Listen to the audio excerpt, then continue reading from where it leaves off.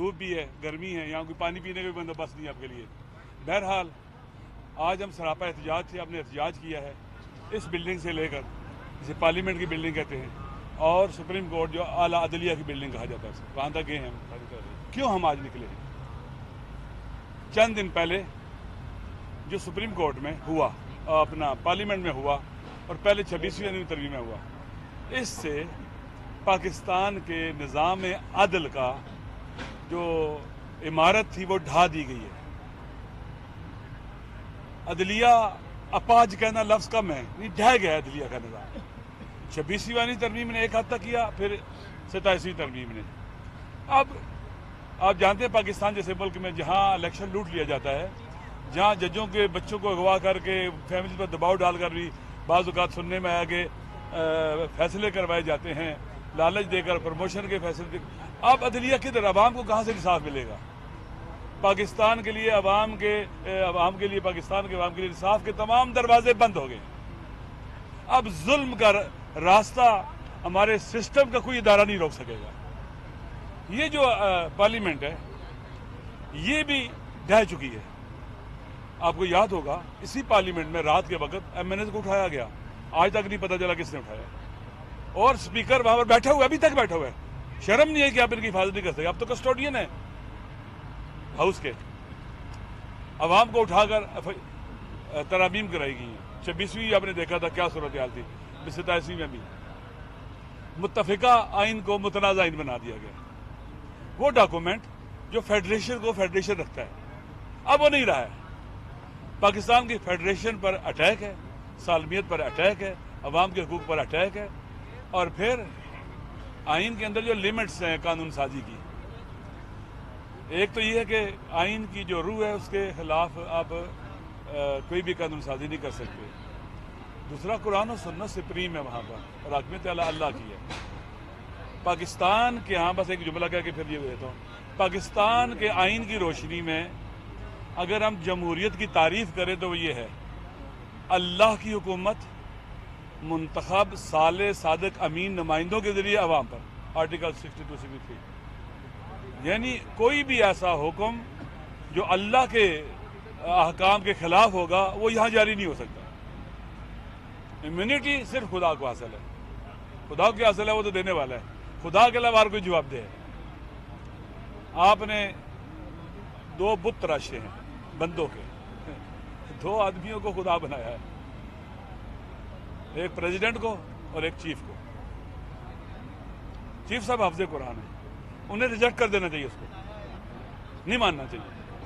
President بیچارہ بیمار ہے، کب تک وہ زندہ رہے گا؟ 2-4 سال 10 سال 15 جو بھی ہے، اسے چھوڑ دینا چاہیے ان چیزوں کو۔ یہ بغاوت ہے خدا بند متعال کے مقابلے میں، قرآن و سنت کے مقابلے میں بغاوت ہے۔ یہ ایسا قانون بنانا اور ایسے اختیارات لینا، یہ فرعون بندہ بن جاتا ہے پھر، جو کہتا ہے انا ربکم الاعلی، میں تمہارا سب سے بڑا رب ہوں، میرا قانون چلے گا، میرا آرڈر چلے گا، میری مرضی چلے گی۔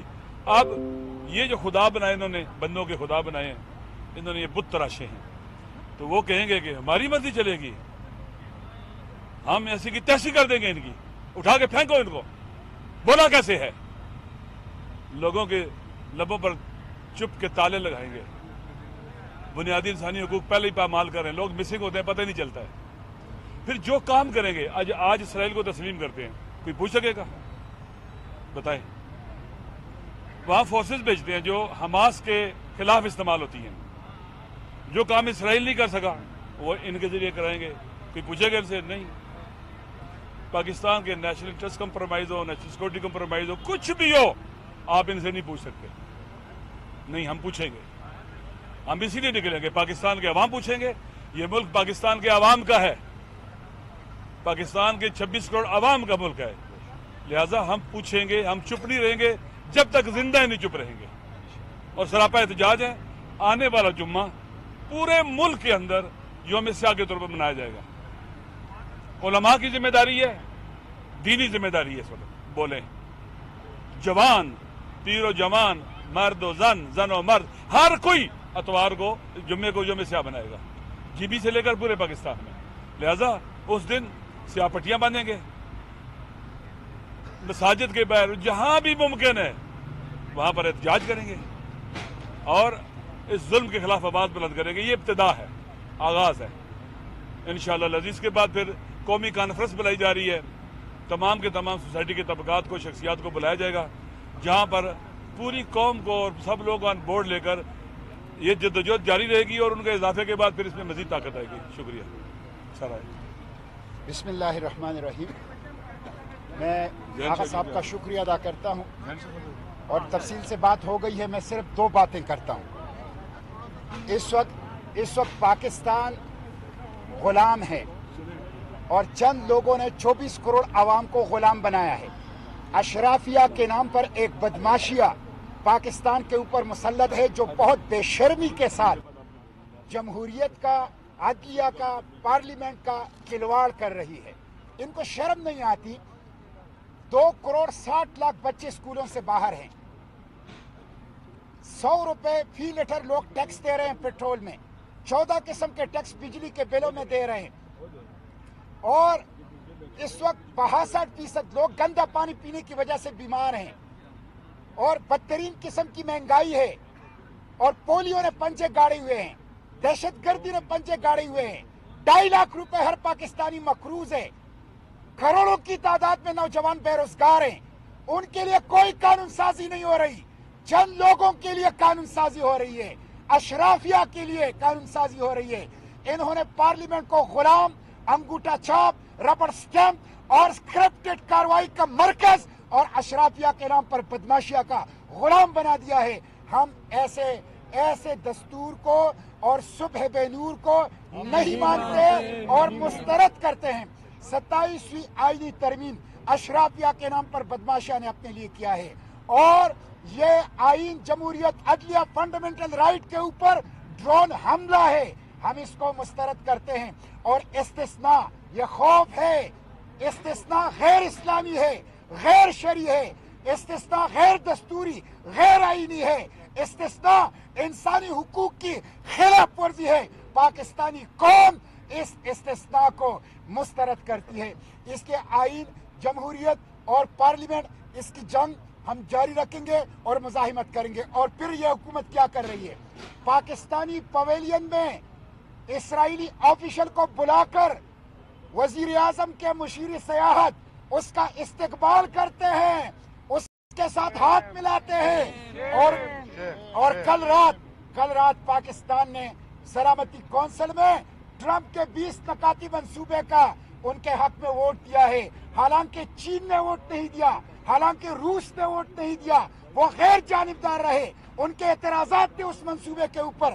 لیکن امریکی دباؤ پر ایک ایسے منصوبے کا، ٹرمپ کے منصوبے کا ووٹ دیا کہ جس میں امریکہ اور امریکی کے ٹرمپ نگرانی کرے گا، اور مصر اور اسرائیل کی سربراہی اور مشاورت سے حماس کو غیر مسلح کیا جائے گا. یہ غزہ کے خون کا سودا ہے، یہ فلسطین کا سودا ہے، یہ مسجد اقصی کا سودا ہے.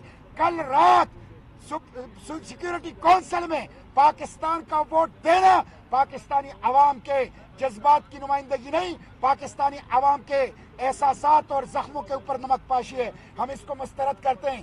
اس لیے میں عوام سے کہتا ہوں، تحریک تحفظ آئینی پاکستان نے مزاحمت شروع کی ہے.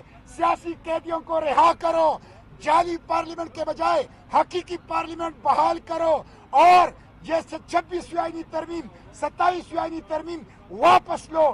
ملک کو غلامی سے نکال لیں اور عوام کی حکمرانی، عوام کے راج کے لیے یہ مزاحمت جاری ہے. اور انشاءاللہ منزل تک پہنچنے تک ہم اس کو جاری رکھیں گے انشاءاللہ.